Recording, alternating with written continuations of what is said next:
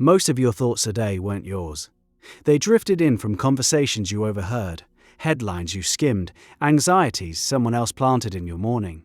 Charles Haanel wrote about this over a century ago in the Master Key System, and his diagnosis still cuts deep. The vast majority of people spend their entire lives as passive receivers of thought, absorbing whatever happens to land in their mind. And the gap between receiving thought and directing it explains almost every frustration you can't seem to shake. Haanel published the Master Key System in 1912 as a 24-part correspondence course. Each week, subscribers received a new lesson. The structure was deliberate. He believed mental discipline couldn't be dumped into someone all at once. It had to be built the way muscle is built. Repetition, graduated difficulty, and the foundational idea running through every single lesson was this: thought is the only power which can produce tangible results from the formless energy around you. But most people never learn to use it on purpose.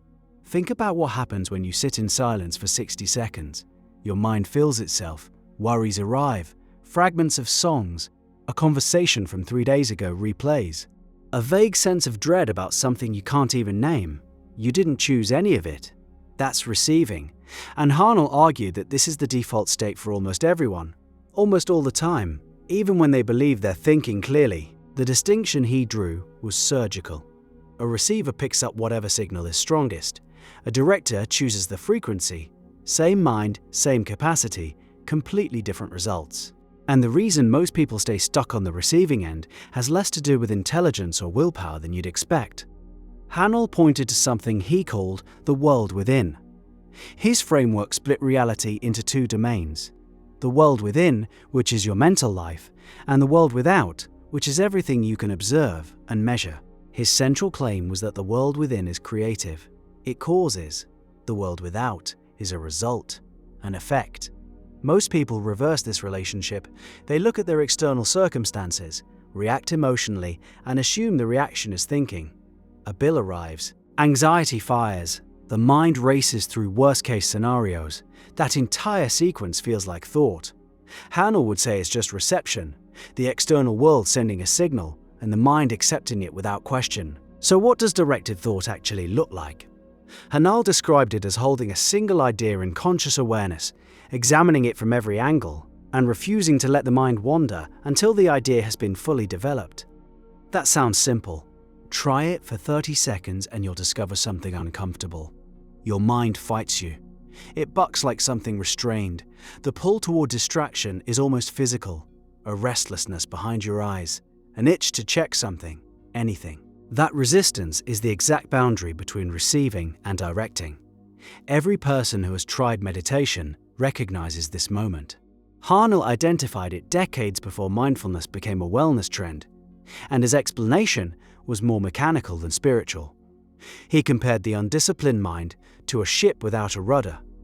The ocean doesn't care where the ship goes.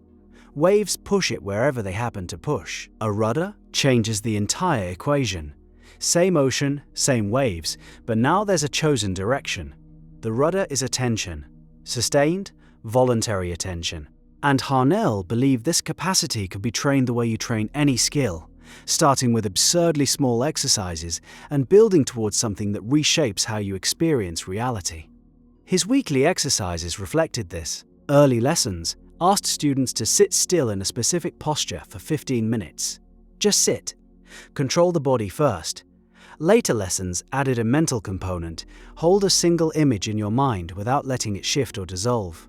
A glass of water, a flower, something simple, something concrete. The specificity mattered. Vague intentions produce vague results. Haanel was almost aggressive about this point. He wanted the mental image so clear you could describe the weight of the glass, the temperature of the water, the way light passed through it. Why this level of detail? Because Haanel believed that the subconscious mind, which he saw as the connection point between individual thought and universal creative energy, operates on images, on specifics. Feed it a crisp, detailed picture held with sustained focus, and it goes to work. Feed it scattered fragments of worry and half-formed wishes, and it still goes to work, just on the wrong material. The mechanism runs constantly. The only variable is what you feed it. This is where his framework gets uncomfortable. If thought really does shape outcomes, and Haanel's claim was far stronger than modern positive thinking culture usually acknowledges, then every hour spent in passive reception is an hour spent building something you didn't choose. You're still creating. You're still directing energy toward form. You're just doing it unconsciously, with whatever raw material drifted in from the outside. Consider the person who spends 2 hours every morning consuming news. Their mind fills with conflict, scarcity, danger. Those images and emotions become the dominant content of their inner world. According to Haanel's model, the subconscious takes that material and begins organizing circumstances to match it. The person doesn't notice this. They attribute the stress in their life to external causes, the economy, their boss, bad luck. They never trace the chain back to the 2 hours of unfiltered input they chose every single morning. Now, critics would push back here, and the pushback deserves a fair hearing.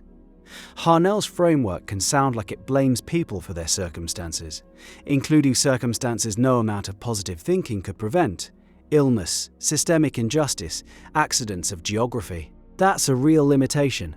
Haanel wrote from the perspective of a successful early 20th century businessman, and his blind spots were real. But the core mechanical insight survives the criticism. The quality of your attention shapes the quality of your inner life, and your inner life influences your actions, decisions, and perceptions in ways that compound over years. Even a skeptic who rejects the metaphysics can observe this chain operating in their own experience. The master key system's most practical contribution might be its insistence on graduation. Haanel didn't tell students to visualize their dream life on day one. He told them to sit still, then to control their body, then to hold a single simple image, then to sustain that image for longer, then to add emotional texture to it. Each step required mastery of the previous one. He treated mental direction the way a piano teacher treats scales: boring, foundational, and absolutely essential before you attempt anything complex. This gradualism reveals something about why most people stay receivers. Directing thought is a skill.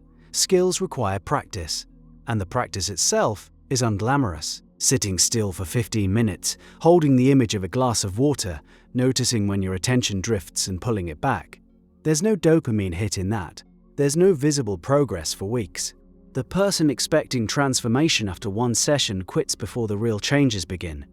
Meanwhile, the habit of passive reception requires zero effort. Your mind does it automatically. Every notification, every algorithm, every conversation is already doing the work of filling your mind for you. Haanel wrote something in the 6th week of his course that lands differently today than it did in 1912. He said that the mind which is trained to concentrate will find that it can fix its attention on any subject for as long as it desires. And the power to concentrate is the power to achieve. A century later, the average person's attention span has been compressed by technology designed specifically to capture and redirect it. The algorithms feeding your social media feed are, in Haanel's framework, the most sophisticated receivers ever built, and they're training you to receive alongside them. Every scroll is a small vote for passivity. Every autoplay video is another signal accepted without conscious choice. The gap Haanel described has widened. The tools of reception have become more powerful, more personalized, more addictive. And the tools of direction remain exactly what they were in 1912. A quiet room, a still body, and the willingness to hold a single thought until it becomes something solid. His final lessons dealt with what he called the law of attraction, a phrase he used decades before it became associated with vision boards in manifestation culture. Haanel's version was colder, more mechanical. Like attracts like, because the vibration of a thought literally draws corresponding conditions. You can dismiss the vibration language as pre-scientific metaphor. The behavioral mechanism underneath still holds. What you focus on, you notice. What you notice, you act on. What you act on, you get more of. Focus compounds. Reception scatters. The student who completed all 24 weeks of Haanel's course would have spent 6 months training one capacity, the ability to choose what occupies their mind. 6 months of daily practice, 15 to 30 minutes at a time, building the mental equivalent of a rudder. And Haanel's promise was that this single skill, conscious direction of thought, would rearrange everything downstream: relationships, finances, health, creative output. All of it flowing from one shift, the moment you stop accepting whatever arrives and start choosing what stays. You've experienced flashes of this. A moment of total absorption in a task where hours vanished and the work felt effortless. A conversation where you were so fully present that the other person's words seemed to bypass your ears and land somewhere deeper. Those moments are what directed thought feels like when it happens by accident. Haanel's entire system was built around one question. What if you could do that on purpose? The glass of water is still sitting there, clear, still, waiting to be held in a mind that can hold it.